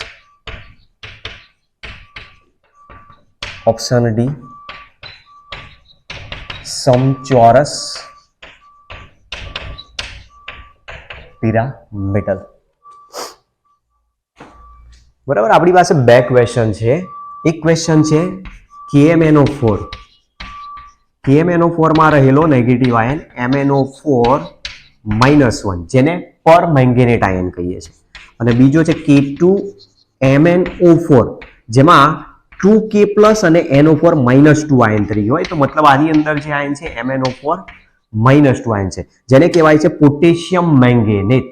તો જે પોટેશિયમ પર મેંગેનેટ આપેલો છે એ જાંબલી રંગ દર્શાવે છે, અને જે પોટેશિયમ મેંગેનેટ છે એ લીલો રંગ દર્શાવે છે. તો પહેલો એક ક્વેશ્ચન આ છે, બંનેનો રંગ. હવે જે બતાવ્યું છે એ મુજબ મેંગેનેટ આયનનો આકાર કેવો, તો આકાર બંનેનો સરખો છે, અને બંનેનો આકાર કેવો છે તો સમચતુષ્ફલક, જે તમારી બુકમાં ઓલરેડી આકૃતિ સાથે આપેલો છે. MnO4-1 ની જો વાત કરીએ તો MnO4-1 માં તમે 4 ઓક્સિજન અહીંયા બતાવવાના છો, બરાબર. એમાંથી એક ઓક્સિજન ઉપર 4 શું આવી જશે, નેગેટિવ. તો આ રીતે સમચતુષ્ફલકી આકાર બનાવશે. અને બીજો છે મેંગેનેટ આયન. મેંગેનેટ આયનમાં 2 ઓક્સિજન નેગેટિવ ચાર્જ દર્શાવશે, બાકીના 2 ઓક્સિજન જે ડબલ બોન્ડથી આ રીતના જોડાયેલા. તો બંનેનો આકાર સેમ છે, પણ બંનેનો ચુંબકીય ગુણધર્મ અલગ અલગ છે. કારણ કે જે MnO4-1 છે એમાં Mn+7 ઓક્સિડેશન અવસ્થા છે, અને આની અંદર Mn+6 ઓક્સિડેશન અવસ્થા છે. ક્લિયર? બરાબર છે. અહીંયા +7 ઓક્સિડેશન અવસ્થા છે, અહીંયા +6 ઓક્સિડેશન અવસ્થા. અને +7 ઓક્સિડેશન અવસ્થા હોય ત્યારે એમાં 3D કક્ષકમાં 0 ઇલેક્ટ્રોન હોય છે, જ્યારે અહીંયા 3D કક્ષકમાં 1 ઇલેક્ટ્રોન હોય છે. અને અહીંયા ઇલેક્ટ્રોનની ગેરહાજરી હોવાના કારણે આ પ્રતિચુંબકીય છે. તો એક બીજો ક્વેશ્ચન આ પણ પૂછી શકે, અને આમાં 1 ઇલેક્ટ્રોન અયુગ્મિત હાજર છે એટલે અનુચુંબકીય ગુણધર્મ દર્શાવે છે. તો 3 ક્વેશ્ચન છે આની અંદર. પોટેશિયમ મેંગેનેટ લીલો રંગ દર્શાવે, પોટેશિયમ પરમેંગેનેટ જાંબલી રંગ દર્શાવે. ક્લિયર? પછી MnO4-1 MnO4-2 માં સંકીર્ણ આયન જે છે એનો ભૌમિતિક આકાર કેવો હશે, તો સમચતુષ્ફલકીય પ્રકારનો આકાર છે. ત્રીજો, બંનેના ચુંબકીય ગુણધર્મો કેવા છે, તો આમાં 3D 0 આવે છે, જ્યારે આમાં 3D 1 આવે છે. એટલે પોટેશિયમ પરમેંગેનેટ જે છે એ પ્રતિચુંબકીય ગુણધર્મ ધરાવે છે, જ્યારે પોટેશિયમ મેંગેનેટ એ અનુચુંબકીય પ્રકારનો ગુણધર્મ દર્શાવે છે. આ જવાબ તમારે અહીંયા યાદ રાખવાનો, બરાબર છે. તો આ આપણા જે 26 to 50 ક્વેશ્ચન જે બાકી હતા પેપર નંબર 2 ના, અહીંયા આજે કમ્પ્લીટ થાય છે. તો તમે જોઈ શકશો કે જે 3 પેપર સોલ્યુશન આપ્યા છે બિલકુલ ડીટો મેં હિન્ટ સાથે તમને આખું સોલ્યુશન આપ્યું છે. ઘણા સ્ટુડન્ટ આને જુએ છે, ઘણા જોતાય નથી, પણ બને ત્યાં સુધી તમે વધુ ને વધુ સ્ટુડન્ટને આને શેર કરો, લિંક, અને હેલ્પ કરો એ લોકોને, કે જેથી એ લોકો પણ ક્વેશ્ચનના આન્સર, પેપર સોલ્યુશન સરળતાથી મેળવી શકે, અને એમની પાસે જે કંઈ પેપર હોય એની અંદર ક્વેશ્ચન આ પ્રકારના હોય તેનો જવાબ કઈ રીતે આવે પણ એ જવાબ સમજી શકે છે. સાથે સાથે એક બીજો પણ પ્રયત્ન છે અમારો, કેમિસ્ટ્રીનું જે ગ્રુપ છે એની અંદર ટીચર્સનું એવું કહેવું છે કે ચેપ્ટર વાઇઝ પોતાની જાતે ક્વેશ્ચન તૈયાર કરો MCQ સ્વરૂપે, અને એમાંથી 20, 30 યા 40 જે પણ MCQ એક ચેપ્ટરમાંથી નીકળતા હોય, જે આપણે સ્ટુડન્ટને બતાવી શકીએ કે આ પ્રકારના ક્વેશ્ચન આવી શકે એવા છે, તો એ મુજબના પણ ક્વેશ્ચન બનાવીને સોલ્યુશન યુટ્યુબ ચેનલ ઉપર મૂકવાનો મારો એક પ્રયત્ન કદાચ બની શકે છે. કારણ કે તમે જોશો તો નેક્સ્ટ ફેબ્રુઆરીથી, હવે પાછા નેક્સ્ટ વીકથી સ્કૂલની એક્ઝામ ચાલુ થઈ જશે, પછી ફેબ્રુઆરીથી પ્રેક્ટિકલની એક્ઝામ શરૂ થઈ જશે. તો પ્રેક્ટિકલની એક્ઝામ પહેલા જેટલું થાય એટલું જ આપણે ટ્રાય કરીશું કવર કરવાનો, જેટલા પેપર સોલ્યુશન થઈ જાય એટલા ખરા. બાકી ઘણા સબસ્ક્રાઇબર સ્ટુડન્ટ છે એમણે પણ કીધું કે સર બને ત્યાં સુધી લિબર્ટીના બધા જ પેપરને તમે સોલ્યુશન આપી દો. લિબર્ટીના ટોટલ 14 ક્વેશ્ચન પેપર છે, એમાંથી પહેલો જે હતો એ વ્રજ પ્રકાશન લિબર્ટી બંનેનો સેમ હતો. બીજું ક્વેશ્ચન પેપર પૂરું થઈ ગયું, third question paper next video લેક્ચરમાં આપીશું, બરાબર છે. એટલે આપણો પ્રયત્ન જેટલા ક્વેશ્ચન પેપર સોલ્વ થાય એટલા સોલ્વ કરવા માટેનો આપણે પ્રયત્ન કરીશું. સાથે સાથે બીજો પણ એક હું પ્રયત્ન કરવા માંગુ છું કે જે પ્રેક્ટિકલ એક્ઝામ છે, પ્રેક્ટિકલ એક્ઝામની અંદર તમે ઋણ આયન કઈ રીતે શોધો છો, ઋણ આયન શોધવા માટેની શોર્ટ મેથડ તમે જે યુઝ કરો છો, 5 જ મિનિટની અંદર તમે ઋણ આયન શોધી નાખશો. ઋણ આયન શોધાઈ ગયા એટલે તમારે ખાલી ઋણ આયન તમારે બાકીની ડિટેલ લખી જ નાખવાની છે કે સૂકી કસોટીઓ છે, ભીની કસોટીઓ છે, ઋણ આયન માટેની નિર્ણાયક કસોટીઓ અને પ્રક્રિયા સમીકરણ. એટલે તમારા 8-10 માર્ક્સ અત્યારે તો સિક્યોર થઈ જશે, બરાબર. બાકી રહી ગયા ધન આયન અથવા ધ આયનનો સમૂહ શોધવા માટે. એટલે પ્રયત્ન એવો કરીશું કે ઋણ આયન શોધવા માટેની જે શોર્ટ મેથડ છે કઈ રીતે તમે શોધી શકો છો, એ મેથડનો યુઝ કરીને આપણે ઋણ આયન શોધવા માટેનો એક આખો વિડીયો લેક્ચર બનાવવા માટેનો પણ એક પ્રયત્ન કરીશું. ઠીક છે, મળીએ હવે પછીના નેક્સ્ટ વિડીયો લેક્ચરમાં. Thanks to all. જય હિન્દ, જય ભારત, વંદે માતરમ.